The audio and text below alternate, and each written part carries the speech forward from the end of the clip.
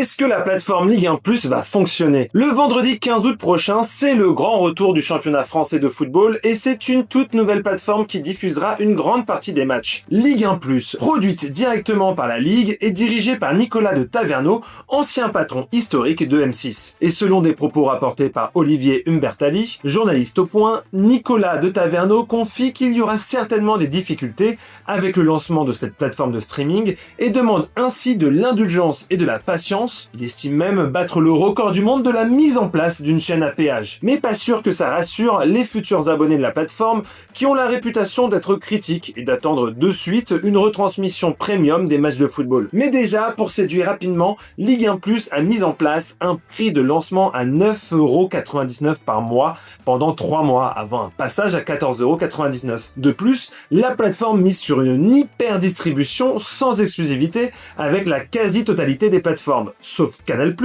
qui est l'un des plus gros challenges de Nicolas de Taverneau dans les jours à venir. Il faut donc reconnaître que la plateforme essaye d'être attractive sur le plan financier et accessibilité, surtout qu'elle ne diffuse pas toutes les rencontres de Ligue 1, le match du samedi soir est toujours détenu par beIN Sport. Mais autre stratégie de Ligue 1+, ses incarnations. S'ils ne sont pas parvenus à faire venir Samir Nasri, grosse révélation en consultant sur Canal+, ils ont signé Adil Rami, qui interviendra dans l'émission du dimanche soir de Thibault Leroll. On retrouvera aussi Johan Jourou et Swan Borsolino, journalistes habitués des plateaux belges et de la chaîne L'Équipe. Pour l'affiche de chaque journée, depuis les stades, les abonnés retrouveront Marina Lorenzo, ainsi que le duo de commentateurs Benoît Chéroux et Xavier Domergue, que M6 prête durant la période des matchs de Ligue 1. Il y a énormément d'autres noms connus qui incarneront la plateforme, comme Giovanni Castaldi, Smaïl Bouaddela, Sébastien Dupuis, mais aussi les anciens joueurs Benjamin Nivet, Souleymane Diawara, Guillaume O'Haraud. Donc, s'il faudra être indulgent pour les débuts de cette nouvelle plateforme,